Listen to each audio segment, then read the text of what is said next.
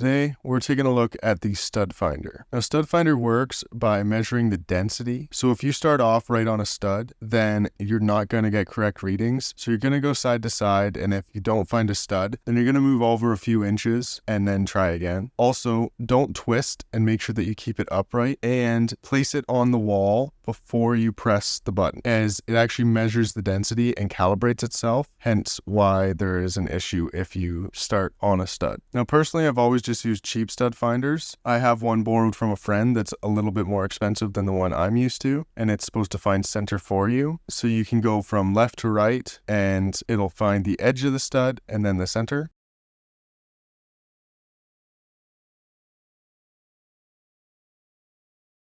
But this cheaper one, you're going to go from left to right, find that edge of the stud, then you're going to move over a few inches, and then go from right to left and find the other edge of the stud, and then from there you can find the center. Now, another tip is to start from a known stud. So a lot of times if there's a window nearby or a door, you know that there's going to be a stud there. And most of the time you're going to have 16 on center studs in your house. So you can measure off of that known location, 16 inches, and that'll give you a good ballpark to start. Or figure out what side it's on by tapping the drywall, and you can hear the difference.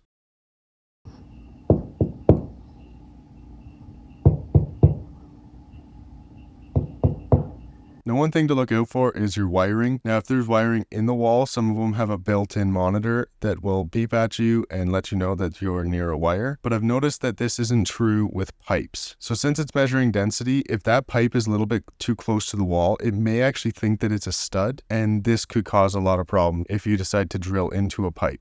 Thank you very much for watching. I hope you enjoyed the video and possibly learned something new. And just remember that every time you go to use a stud finder, you have to point it at yourself and say, "Oh, looks like I found a stud."